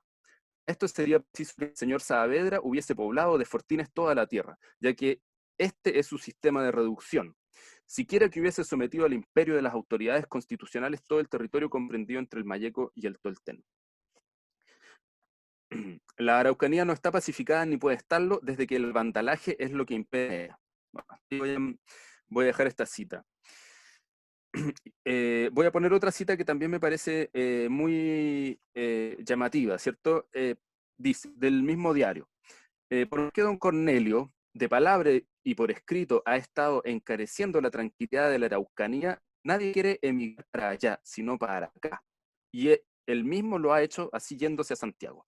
Y si a él no han logrado retenerlo, las ventajas de esa dulce paz menos pueden retener o detener a otros que no conocen las costumbres ni el territorio. Verdad es que el señor Saavedra no puede viajar por la reducida y pacífica Araucanía, sino con un ejército de soldados a lo general Melgarejo. Melgarejo es el tirano de Bolivia de esa época, ¿cierto? Y en esto hace bien, pues el día en que los indios lo pillen con poquita escolta, ese día le hacen un saludo en regla. Cierra comillas, ¿cierto? Otra de las fuentes importantes, no ya para conocer a fondo cómo fueron los hechos, sino sobre todo las formas en que se pensó lo sucedido, son los despachos de la oficialidad militar. Es interesante imaginar la manera en que aquellos partes fueron redactados dentro de los fuertes a resguardo y ver cómo comienzan a cimentarse las narrativas históricas. Aquí les voy a mostrar un cuadro de el coronel George Custer, ¿cierto? Un cuadro del año 1899 de la batalla de Little Big Horn. Es interesante imaginar la manera en que, sí, les hablé de los partes, ¿cierto? Es interesante imaginar la manera en que aquellos partes o despachos militares fueron redactados dentro de los fuertes, guardo, y ver cómo comienzan a cimentarse las narrativas históricas. Como lo expresa Nathan Philbrick, después de la batalla de Little Big Horn, encerrado en el fuerte Lincoln, el general de brigada Terry, superior del malogrado teniente Custer, junto a su gabinete se tomaron el tiempo para, abre comillas, armar un despacho oficial que pusiera su ruinosa campaña en la mejor luz posible. Los esfuerzos de Terry se estrellaron con la formación de Custer como un ícono cultural. Decenas de películas, novelas, pinturas como esta, ¿cierto? Y mucha controversia historiográfica que aún sigue abierta. Esto es el destino opuesto al del general Pedro Lagos, que empieza a ser el gran derrotado en Quecherehuas, sobrevivió al combate y sirvió para otra guerra, ¿ya? Hay también una cita muy interesante del 2 de mayo del diario Meteoro, donde se señala que el comandante Lagos o está enfermo o herido, pues permanece encerrado. Y el general Pinto ha estado enfermo 2 días y no ha podido tomar sueño en algunas noches, ¿cierto? Ambos oficiales bien pudieron estar enfermos, pero a la luz de las suspicacias que nos arroja el caso de Terry en el fuerte Lincoln, es posible sospechar que el general Pinto y el coronel Lagos, en el trajín del fuerte Angol, buscaban un poco de paz para poner su ruinosa campaña en la mejor luz posible, ¿cierto? Además, ¿cierto? Hay un segundo parte en el cual Pinto señala que la victoria obtenida por el comandante Lagos, ¿cierto? Es un ejemplo de valor, ¿cierto? Y pide a la oficialidad en Santiago que suban de grado a todos los oficiales y todos los que tenían algún mando, ¿cierto? Que subieran un grado. Bueno, a diferencia de Custer, Lagos no solo sobrevivió, sino que tuvo la oportunidad de lavar su humillación años después en la campaña de Tacna y Arica, comandando la famosa toma del Morro. Así cambió el signo de su reputación anterior y junto a las crónicas militares de la Guerra de Pacificación, en especial la de Ambrosio Letelier, construí la idea de que el combate de Quechurehue fue un triunfo chileno y no mapuche. Por diversas razones, Lagos nunca llegó a ser un ícono popular, ni la batalla un hecho recordado. Solo a principios de la década del 70, no se alcanza a ver muy nítida la imagen, ¿cierto? El dibujante Luis Rogers terminó un dibujo completamente idealizado del combate, en que, dentro de esta idealización total, una carga de caballería mapuche arremete contra un abochornado escuadrón de soldados chilenos y donde no hay personajes, ¿cierto? O donde no hay protagonistas. Este dibujo de Luis Rogers es una desmitificación a través de la elaboración de otro mito, ¿ya? Valga hoy día la exploración de la prensa de la época para conocer cómo los settlers entendieron el choque de Quechurehue y así empezar a sacar los sedimentos de este trascendental hecho de la que es acaso la última guerra mapuche-huinca. Eso sería. Muchas gracias. Muchas gracias, Cristian. Muy interesante tu presentación, sin duda. Tenemos algunas preguntas ya planteadas, así que vamos a comenzar. Les recordamos también que los que no han hecho preguntas, quieren hacerla ahora, pueden anotarse en el chat para ir ordenando la conversación y le iremos dando la palabra en base a eso. Comenzamos con José Araneda, que tiene una pregunta. José, si quieres. ¿Me escucha? Porque no puedo prender la cámara tampoco, pero bueno. Espera, déjame. No importa.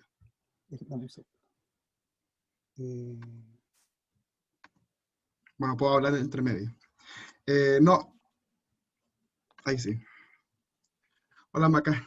Una pregunta para Macarena Cordero, que he estado revisando mucho estos temas, sobre todo por la circulación de información, etcétera, etcétera. Entonces querías, que ha sido súper clara tu presentación, pero quería preguntarte algo más sobre el conflicto político, especialmente como el rol de los comisarios, porque, bueno, y del inquisidor.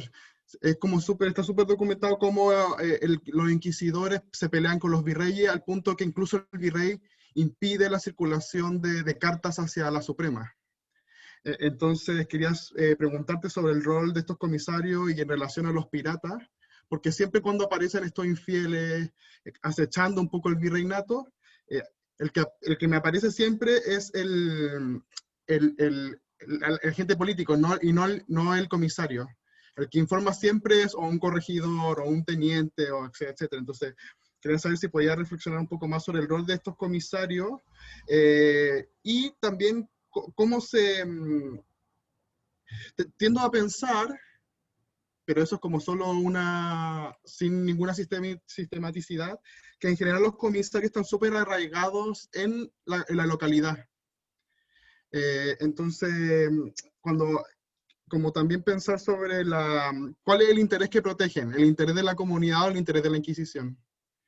Y eso se ve especialmente en el 17 para los casos, por ejemplo, Lacio La Vega o Meneses, donde toda la comunidad está un poco en contra de esos dos gobernadores, que son gobernadores que llegaron, que son de reciente nombre, o sea, que fueron recién nombrados y recién llegados además, y donde siempre me aparece el comisario como fantasma, y de hecho hay muchos canales de información que llegan a Madrid a partir del comisario, a tal punto que Meneses en un momento le quita la carta a un comisario, de hecho, y lo arresta, que me parece que era Francisco Ramírez de León, el comisario.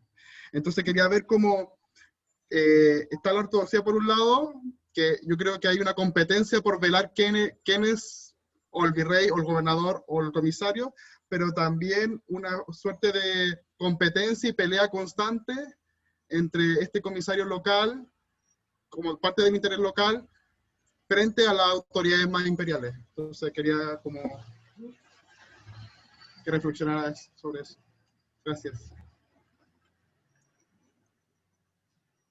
¿Respondo al tiro o Sí, espero? sí, no, al tiro, Ah, al tiro. al tiro, ya. Disparo usted, disparo yo. Gracias por las observaciones, mi querido José. A ver, el rol del comisario, a ver, primera cosa, ¿están arraigados en su localidad? Sí. Los comisarios en el sentido, en el caso para la Gobernación de Chile, no lo puedo aseverar para otro espacio, pero para la Gobernación de Chile son como comillas bien flojos. Se quedan o en Santiago o en Concepción, La Serena, Castro, Valdivia también tuvo, o sea, en la medida que va avanzando el periodo, van a aumentar la cantidad de comisarios, porque además es un fenómeno, acuérdense, urbano, no es un fenómeno rural. Entonces eso hay que tenerlo bien presente. Y cuando hay que ir, por ejemplo, a Talca, que me he encontrado con algunos registros, envían muchas veces un delegado y no van ellos personalmente. ¿Por qué? Porque es un espacio poco atractivo. Ser comisario en la Gobernación de Chile era un espacio poco atractivo, y eso hay que tenerlo. O sea, siempre hubo escasez de cura o sacerdotes, más de los seculares, y se quieren mantener en Santiago, o sea, en Santiago sí o sí, y a lo más Concepción, porque digamos, es capital de diócesis. En las demás ciudades no, y sí están arraigados en ello. En el fondo es poco lo que salen, y muchas veces mandan un delegado de ellos a otras localidades, Valparaíso, Talca, que yo he encontrado. Y en cuanto a esta cuestión, ¿a quién defienden? ¿Si a la Inquisición o a la comunidad? O sea, claramente a la Inquisición. A la comunidad, o sea, cuando hay estas disputas con los poderes civiles, todo depende cómo ande también con ese poder civil, porque aquí siempre es un enjambre de poderes y hay intereses en contrapuestos y a veces en concordancia, y eso hay que tenerlo presente. Entonces, si andan mal con el gobernador, digamos, va a haber, digamos, una correlación de fuerzas con la Inquisición. De hecho, la correspondencia que hay entre los inquisidores de Lima y los comisarios de Santiago de Chile, siempre los inquisidores están, bueno, tienen que lograr sus objetivos, tienen que cobrar los censos, porque la mayoría de la correspondencia que se ha conservado es relativa al cobro de censo. Evidentemente ahí van en contra de la comunidad. Es una situación bien contradictoria la que se da, porque por una parte la Iglesia ha instalado todo un debate teológico a partir de Bartolomé Las Casas, Vittorio, Soto y compañía, que va a dar origen a todo lo que es el tema de los derechos humanos, que hay que entenderlo así, primero como derecho internacional y luego como derecho humano, y paralelamente tienen este tribunal inquisitorial que es de censura, de tanto de expresiones como de comportamiento. Entonces, yo creo que no puede analizarse tan de blanco y negro, y todo depende de la posición que estén. Por ejemplo, no sé, pues Tomás Pérez de Santiago, que es el sobrino del obispo Pérez de Espinosa, es un sujeto que va a tener problemas con todo el mundo, o sea, con el clero, con los gobernadores, con los tenientes de gobernadores. Entonces, yo creo que cada comisario hay que analizarlo en su contexto. Ahora, sin perjuicio que en términos generales, igual voy a insistir en ese punto, en términos generales, ellos van a trabajar para la Inquisición, tienen que igual mantener ciertas buenas relaciones con el poder civil y con el poder eclesiástico, porque en el fondo ser comisario, acuérdense que también es un cargo que es ad honorem, y que del fondo ellos acceden a esta calidad. ¿Por qué? Acceden a esta calidad porque les sirve para el currículum, en la carrera eclesiástica que tienen que hacer en América. Entonces, muchas veces tampoco pueden ser tan frontales o tan complejos, tan complicados con estas figuras. Ahora, sin perjuicio que hay muchísimos conflictos entre obispos y comisarios, por ejemplo, el obispo Villarroel, que va a tener también grandes problemas con Pérez de Santiago. O sea, eso es, digamos, una tremenda trifulca que va a lograr que la Inquisición de Lima lo deponga, el obispo, lo cual es una situación bastante, digamos, límite. Todo depende del contexto y lo que están buscando. Ahora, como son carrera eclesiástica, José, y es ad honorem, yo creo que siempre están jugando como a un doble filo, no sé si me logro explicar, cuidando obviamente los intereses de la Inquisición, porque ser, digamos, un funcionario de la Inquisición es garantía que tiene limpieza de sangre, es garantía que es, digamos, leal a la corona, a la Inquisición, etcétera, pero por otra parte también tienen que velar por su propio interés para poder seguir ascendiendo en la carrera eclesiástica dentro de América. grandes inquisidores fueron obispos.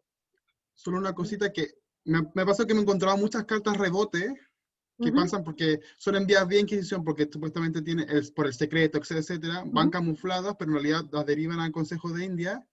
Y bueno, nunca sale el nombre del comisario, pero obviamente la lleva el comisario. Y para el caso, por ejemplo, de MNS, incluso se monta un rumor que lo inicia yo creo que el comisario, que es portugués. Pero en el consejo dicen, pero no es portugués. O sea, sabemos fehacientemente que no lo es, pero en Chile todos creen que es portugués. Entonces, como, bueno, para decirle que es como una forma de injuria al final. Claro, ser portugués hay que recordar que en el periodo, y en los 70 además, que es, digamos, es igual a judío. Entonces, evidentemente, cuando alguien dice portugués, está medio también sonado, es sospechoso inmediatamente en relación a toda la comunidad. Y eso es así. Entonces, claro, injuriar a otro, tirar un rumor, que es la forma mayor de control social que sabemos para el antiguo régimen, obviamente me puede, digamos, votar a un gobernador. En el fondo, porque ahí, bueno, ahí viene el rol político de la Inquisición. Cuando quieren sacar a un gobernador, porque puede que haya otros intereses, o sea, que haya sido un problema entre el virrey y el gobernador y la población acá, y que el consejo tuviera otra opinión. Entonces, una de las formas alternas de control político precisamente es la Inquisición. Y lo que tú me preguntabas respecto a los inquisidores con los comisarios en ese sentido, en general, son leales a la Inquisición de Lima. O sea, y eso yo creo que en todos los espacios americanos, incluso en México, que es más complejo porque además hay más registro, entonces hay más facilidad de poder dar cuenta de una serie de problemas, en general cuando ellos están con la investidura, porque ser funcionario de la Inquisición, y eso nunca hay que olvidarlo, da el fuero inquisitorial. Y yo siempre digo lo mismo, es como tener un escudo antimisiles en la actualidad, porque nada me puede caer encima, porque además en el caso chileno es bien evidente, abusan de ese fuero, causas que tendrían que haber sido revisadas por la justicia de la corona, no van a entrar, y no solamente los comisarios, sino también de los familiares, de los demás funcionarios de estas comisarías. Entonces, evidentemente, siempre van a ser leales a la Inquisición, y la Inquisición tiene que mostrarse también como una institución impoluta. Entonces, obviamente, ellos van a querer juzgar adentro a sus funcionarios con la finalidad de evitar un cuestionamiento a la institución. Que eso también es yo creo que es un tema que hay que súper analizar. La Inquisición se protege como institución, y por eso cuando tiene estas disputas de jurisdicción con corregidores, con audiencias, etcétera, finalmente ellos se van a quedar, digamos, con la jurisdicción para juzgar a su funcionario, aunque no sea competencia de ellos, como por ejemplo un homicidio, para mostrarse frente a terceros como impoluto. O sea, hay un tema de imagen ahí que es súper importante. Y por eso, y para evitar los cuestionamientos, que sin perjuicio igual van a venir, porque están las prácticas también. Entonces, ese es un punto importante. Gracias, no sé si te respondí, José. Sí, sí. Genial. Voy a leer dos preguntas que nos hicieron acá para que así la juntamos un poquito. Dice Diego Mondaca, que lamentablemente se tuvo que retirar. En relación a los conversos, si esto solo tiene una relación con el pueblo hebreo, o también hay que agregar a los musulmanes. Y solamente los musulmanes, ya, ¿ok? Y Ingrid de Jong pregunta, ¿cómo juega la Inquisición en las disputas o facciones internas de la Iglesia, en espacios locales como el de la colonia chilena o en los metropolitanos? Eso. Seguimos siguiendo preguntas por el chat. Ya, a ver, respecto a los musulmanes, en general, en el mundo americano, y pongamos también el mundo filipino, bueno, es que Filipinas responde a otras lógicas, pero en el mundo americano en general no hay moros, digamos, conversos islámicos. Y eso tiene una razón de ser desde la península. ¿Por qué? Porque incluso la persecución primero en la península es a los conversos desde el judaísmo, porque los judíos vivían en los espacios urbanos, mientras que los musulmanes vivían en los espacios rurales. Por tanto, la migración de conversos, digamos, desde el Islam al catolicismo son menos. Y si estos llegaron, la verdad que pasaron tal vez más desapercibidos. El problema siempre fue el nuevo converso desde el judaísmo. Y son esos los que están documentados. Tal vez hay más de alguno, pero no es, digamos, en la fuente uno lee la correspondencia que preguntan, ¿hay judíos o moros? pero lo cierto es que no hay una circulación de digamos, de conversos musulmanes como la hubo de conversos judíos. Y yo creo que eso, vuelvo a insistir, representa porque es un problema, digamos, los musulmanes vivían en las zonas rurales mientras que los judíos vivían en las zonas urbanas. Son ellos además los primeros que son expulsados y les va a permitir una mayor circulación a partir, digamos, de 1492, cosa que los musulmanes es un siglo después. Y son más pobres también en términos económicos, entonces hay que pensar, quien expuso, creo que fue en el laboratorio, que la salida de los judíos desde España es igual que hoy en día cuando se ve la salida de africanos hacia Europa, que se tomaban un bote, digamos, contrataban a un barco sin saber si efectivamente iban a poder llegar a algún puerto, dónde los iba a llevar, y en la medida que se tuviera más dinero, obviamente tenía mayores facilidades de poder llegar o a Génova o a Venecia, lugares que van a recepcionar a muchísimos judíos, y obviamente Holanda. En cuanto a los conflictos internos entre las comisarías y los obispados, también los hubo.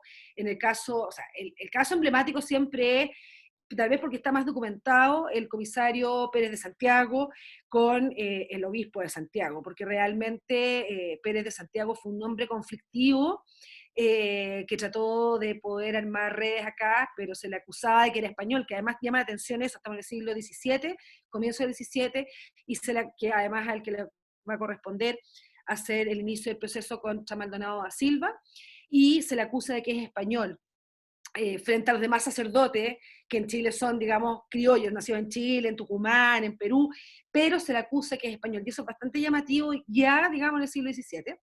Y es un hombre que tiene tremendos conflictos y que muchas veces, digamos, van a tener problemas con los obispos. Ahora, en cuanto a los obispos, su facultad, que podrían tenerlo, en cuanto a la jurisdicción del obispo, la jurisdicción ordinaria de poder hacer inquisición, lo cierto es que en el caso de Chile no hubo tanto oposición, o a lo menos no está documentado, como en el caso, por ejemplo, de obispos peruanos que sí, al momento de instalarse la Inquisición, van a entablar conflictos con la Inquisición peleando por sus facultades. Porque esas facultades no pueden ser borradas, digamos, son facultades de ordinario, dadas, digamos, por el derecho canónico. Lo que pasa es que la corona les dice, den un paso al lado y que se dedique el Santo Oficio de la Inquisición, que también es institución eclesiástica, a perseguir.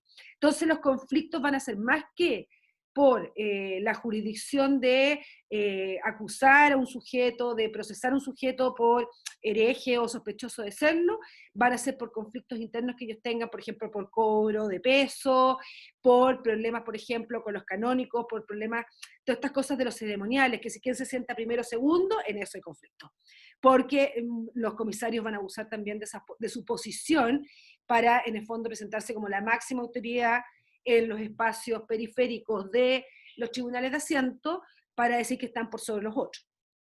No sé si respondo con ello la pregunta. Se está dando una conversación aquí interna, justamente en ¿Ya? base al tema de los musulmanes. Señala Dina que, a excepción de algunos esclavizados practicantes del Islam, según he podido ver en la preocupación normativa, regular su paso a América, a lo que responde el profesor Valenzuela, la llegada de población proveniente de regiones del interior subsahariano más cercano al norte, llegando directo al Brasil, y de ahí se traficaban por Buenos Aires, Córdoba, Mendoza, Santiago. Pero no hay, digamos, registros inquisitoriales en contra de musulmanes. No, no los hay. No los hay para el caso de la Inquisición de Lima, y para México tampoco. A menos que sean las Filipinas, porque las Filipinas responde a otro espacio, y hay una expansión, digamos, del Islam. Pero, y por eso pues, tiene México, pero no porque dentro de América. Lo que sí hay, por ejemplo, acá súper acreditado, comunidades de hugonotes, comunidades de luteranos dentro del espacio sudamericano. Y también norteamericanos, estoy pensando, por ejemplo, en lo que es actualmente Florida, en ese espacio había un hugonote. O las primeras comunidades judías, como comunidades judías, se van a instalar en Norteamérica.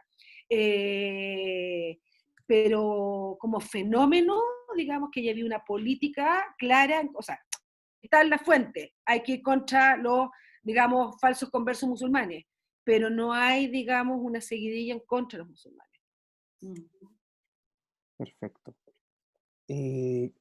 Ok, no hay más preguntas en el chat, pero sí tenía una pregunta yo para Cristian. No sé si alguien más tiene una pregunta antes o no. Perfecto. Cristian, te quería consultar quizás un tema más metodológico, justamente desde el punto de vista de la comparación. Porque claro, en base a lo que nos muestra se puede ver justamente que existen ciertos puntos de encuentro entre lo que sería esta guerra Lakota y lo que sucede, ¿cierto?, con los mapuche-huinca. Pero al mismo tiempo son dos historias distintas, ¿cierto? Tanto espacial como históricamente, responden en su momento a culturas de dominación distinta. ¿Cómo has podido sortear justamente esa brecha o al contrario, la has aprovechado para reentender la investigación o replantearte la pregunta? Y mira, no, eso y después hay otra de Ingrid que también te quiere comentar algo. Mira, lo que pasa, Eduardo, es que si entiendo el sentido de tu pregunta, sería ¿por qué razón establecer esta comparación? ¿Cierto? Siendo que se puede hacer con cualquier otra experiencia o extender a cualquier otro momento o lugar en la historia, ¿cierto? Lo que me lleva a tomar estos dos casos, ¿cierto?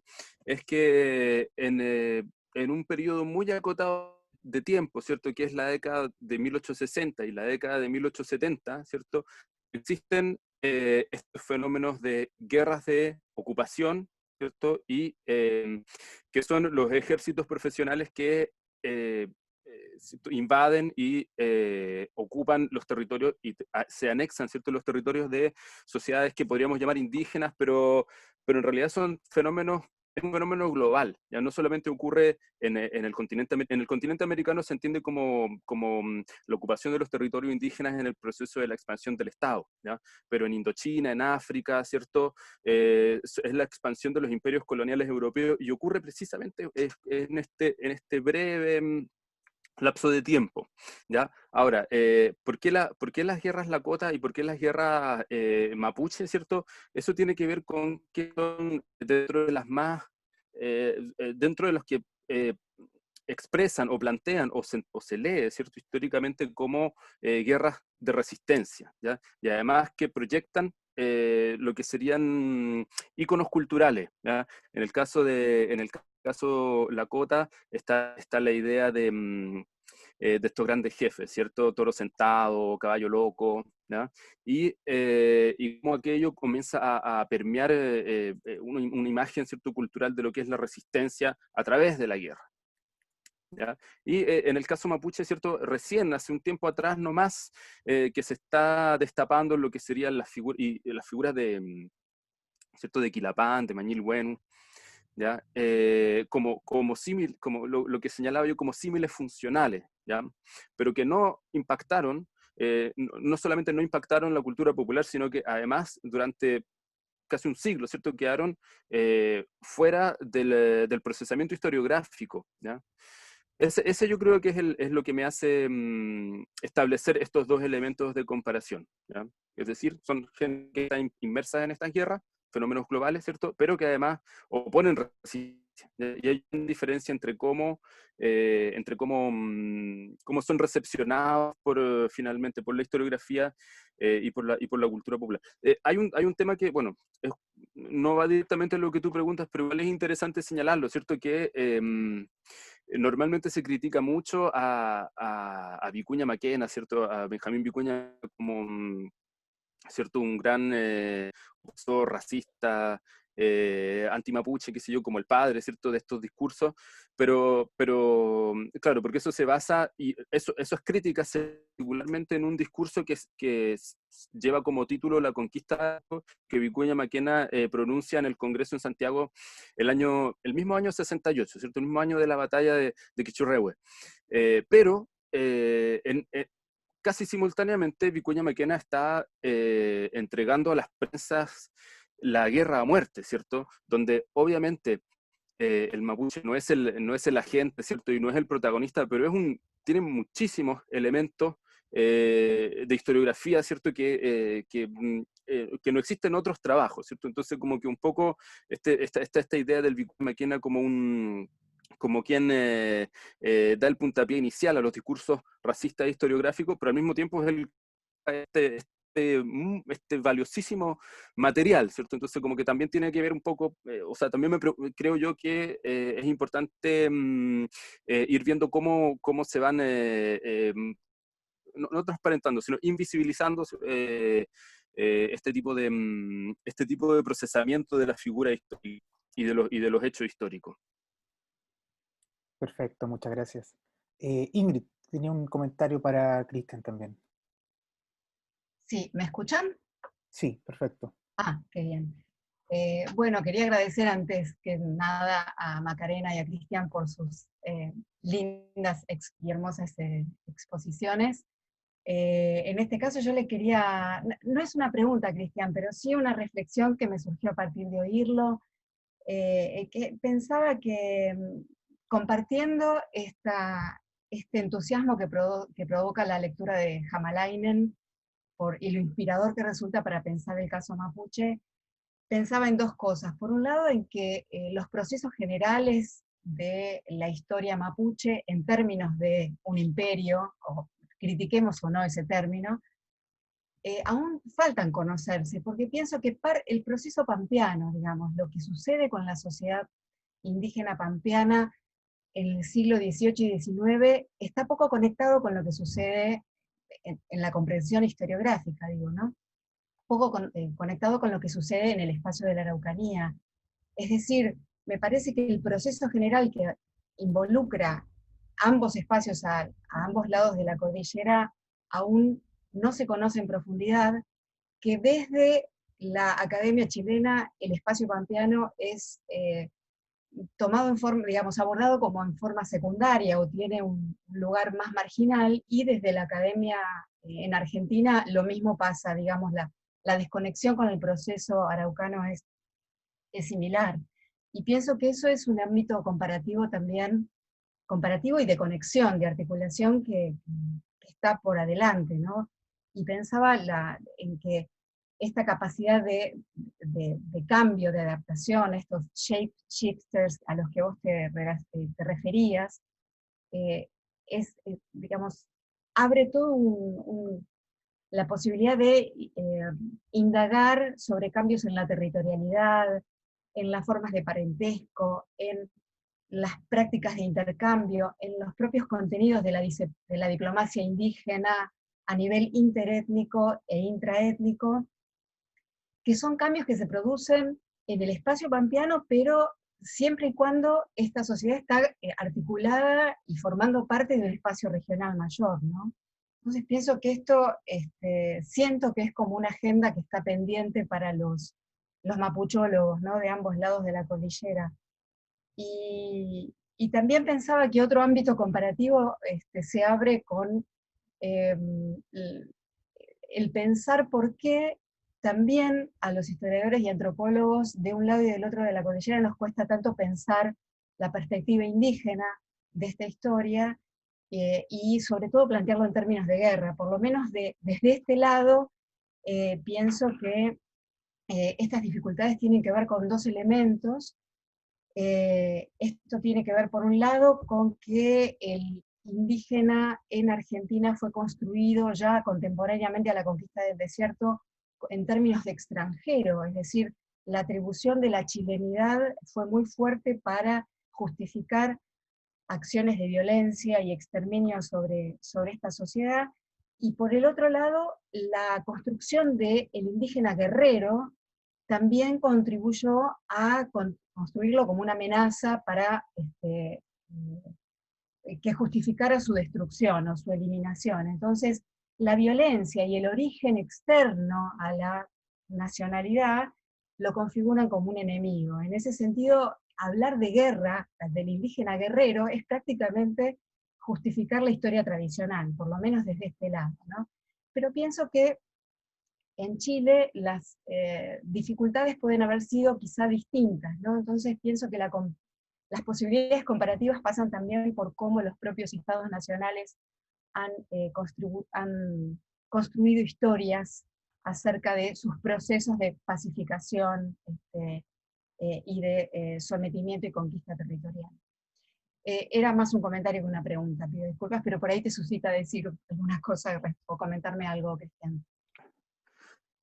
claro, a ver, sí, Ingrid, tú tienes razón en el sentido que obviamente aquí hay una realidad que no solamente puede aproximarse por la vía comparativa, sino que en este caso urge, ¿cierto?, trabajarlo como historias conectadas, ¿ya? Y que bueno, ya lo hemos conversado hace un tiempo y lo venimos, está en una conversación en proceso, ¿cierto? Que hay razones, qué sé yo, culturales, hay razones propias de la construcción de las fronteras nacionales, que no son solamente líneas en el mapa, sino también son ideas en la gente y ideas también en los historiadores, y las historiadoras, los antropólogos, en fin, ¿cierto? Pero lo señalaba, esta diferencia la señalaba yo, bueno, lo voy a hacer dos comentarios, ¿cierto? Uno respecto a, en términos, digo, tenemos más o menos claro los procesos, ¿cierto? Y ausente un poco más los personajes y los eventos. Bueno, por ejemplo, el Cornelio Saavedra, ¿cierto? Que es como tan importante en lo que es la guerra de la pacificación de la Araucanía. Son pocos los trabajos que hay sobre Saavedra, muy poco, y todos son fragmentarios, ¿cierto? Hace un tiempo atrás había un general, Waldo Sauritz, ¿cierto? Que participaba de un proyecto Fondesit y sacó un artículo, ¿cierto?, en el boletín de la Academia de Guerra en Santiago, y retomaba, ¿cierto?, o relanzaba la idea de Saavedra como este gran pacificador, ¿cierto?, un militar que circulaba por la Araucanía negociando, haciendo parlamentos, qué sé yo, conversando, y que en realidad de disparar un fusil o de enfrentarse en algún entrevero, ¿cierto?, era extraño, ¿ya? Y eso se contradice fuertemente con la documentación que estamos viendo acá con los settlers, y eso es porque toda esta figura de Saavedra falta todavía trabajarla como un personaje histórico, ¿cierto? Bueno, y lo mismo con las jefaturas indígenas, ¿cierto? Y además está decir, ¿cierto?, que con los Gregorios Urrutia, digamos, y con todos los militares que son menos conocidos, pero que igual son importantes, ¿cierto? Basilio Urrutia, el caso del Francisco Vidal Gormaz, ¿cierto?, que es el que navega toda la costa y el que se anexa para el Estado chileno todo lo que es la costa imperial de Tirúa, ¿cierto? Y que escribió muchas crónicas, pero que lamentablemente o casi nadie las lee hoy en día, ¿cierto? Y por otra parte, el hecho que no es que no haya existido la idea de la guerra o del guerrero, lo que pasa es que como estuvo la Araucanía conquistada en el siglo XVI, ¿cierto?, hasta Curalaba, ¿cierto?, ahí sí podemos hablar de guerra, ahí podemos hablar de los guerreros, ¿cierto?, el caso de Claro, que es como el ícono, ¿cierto?, y además se siente, ¿cierto?, se respira por todos lados la influencia de Ercilla. Incluso en la década del 40 hubo un comandante en jefe del ejército chileno, el general Indalicio Telles, que escribió un libro que se llama La raza guerrera, ¿ya?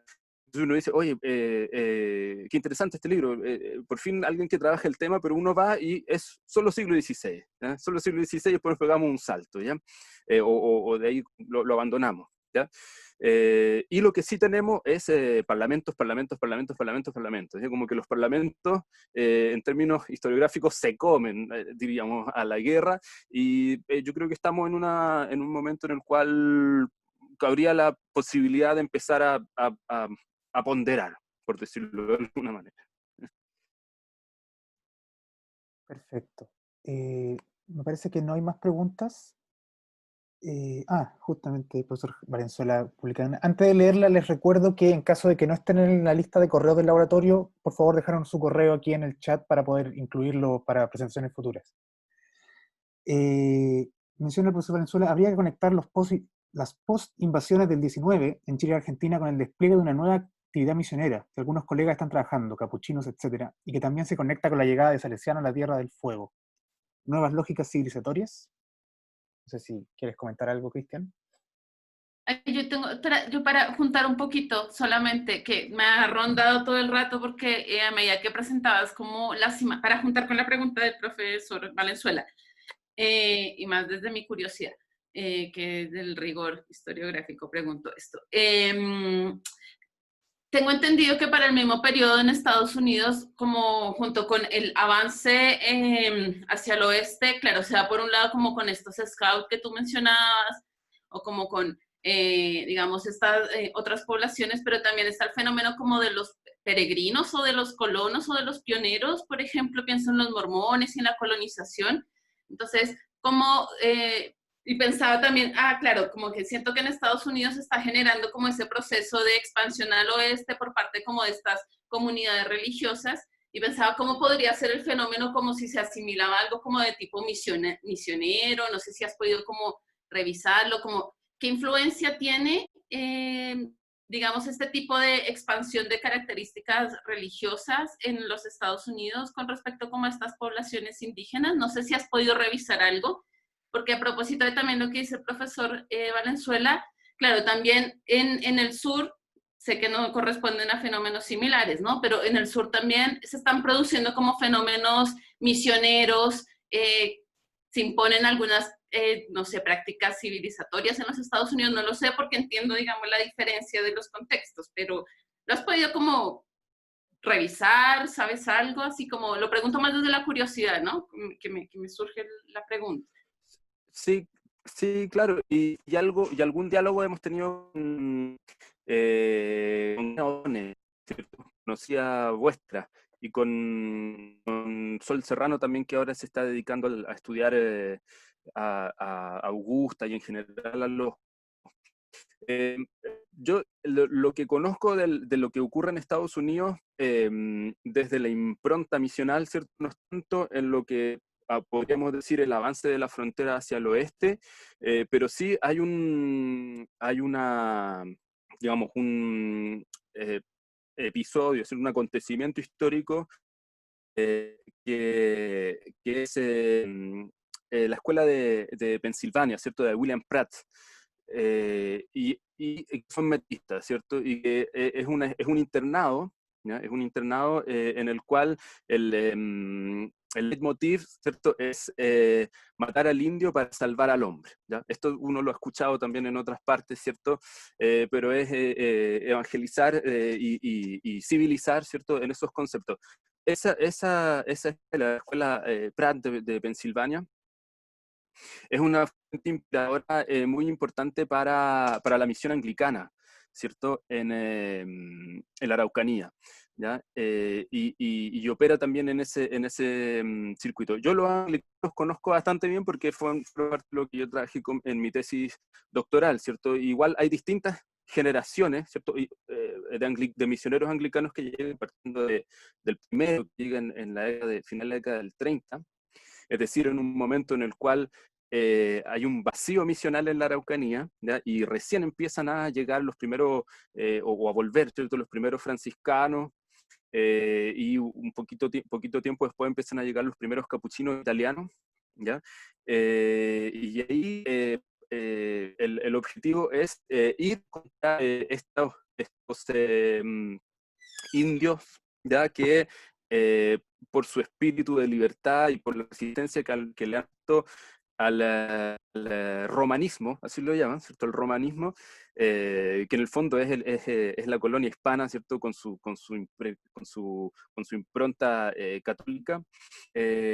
Como los han resistido, ellos se encuentran espiritualmente liberados, ¿ya? De toda contaminación católica, apostólica, romana, y por lo tanto conviene, ¿cierto?, evangelizarlos a ellos. ¿Ya? Después en la práctica, posteriormente, bueno, obviamente se dan cuenta que las cosas no son así, ¿ah? Que hay siglos de mediación, ¿cierto?, que el minero es una figura social, sociológica y política dentro de la política mapuche, por una parte, y también después entonces se empiezan a dar cuenta que conviene mucho más evangelizar para el anglicanismo a aquellos que tienen un barniz, ¿cierto? Una especie de comprensión de algunos conceptos básicos, ¿ah? De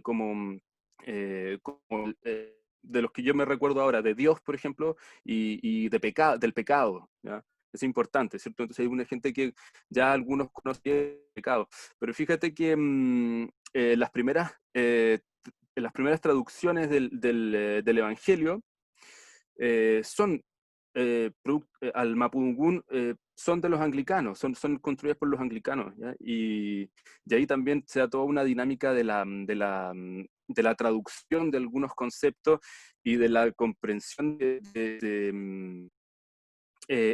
la intercomprensión etnográfica, llamaríamos, ¿cierto? El misionero, el superintendente Carlos Thaler, es muy interesante cuando está traduciendo el Génesis con el Ambrosio Paillalef, y le tiene que explicar, o tienen que encontrar la palabra en Mapudungún para señalar lo que es la circuncisión. ¿Ya? Entonces, está en una situación bien compleja, porque ¿qué es lo que es esto? O sea, tú vienes tratándome a mí de bárbaro durante siglos, ¿cierto? Pero fíjate lo que haces tú, ¿cierto? ¿Cierto? Entonces, bueno, en fin, uno podría seguir discutiendo esto, pero insisto, estas son cosas que vale la pena hacerlas también, no solamente los anglicanos, sino que en ese momento los anglicanos y los capuchinos, que son los más activos en cuanto a lo que sería el trabajo etnográfico también. Perfecto, muchas gracias, Cristian.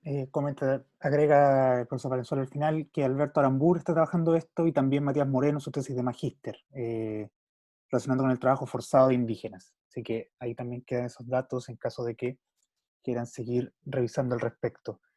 Claro, eso es una de las cosas. Bueno, Arambur lo conozco, Matías Moreno no lo conozco, pero sí Arambur, y me vincula con lo que ha estudiado Carolina en la isla Dawson, ¿cierto? Las misiones como guardando, ¿cierto?, muy similar a lo que fueron las misiones jesuíticas del Paraguay, es decir, como enclaves cerrados, ¿cierto?, en el cual se van separando de todo su contexto exterior a las poblaciones indígenas, ¿cierto?, o a las personas, ¿cierto?, que van entrando con el objeto de aislarlos. ¿Ya? Aislarlos no solamente porque están en una isla, sino que están también dentro del circuito de la misión, y que en esas circunstancias es más ¿no es cierto? Geográfico y humano como lo permite, ¿ya?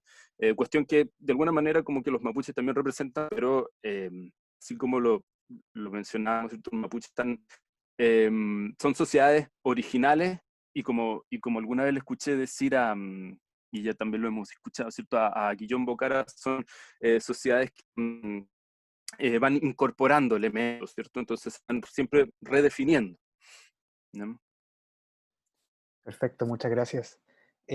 Bueno, no tenemos más preguntas y también estamos llegando al final de la sesión, así que queremos agradecerle a nombre de Dina, Jimena, que tuvo que retirarse, ¿verdad? Y yo, a los dos expositores, muchas gracias por sus interesantes presentaciones, y también a los asistentes por sus preguntas y por mantenerse con nosotros hasta el final de esta sesión.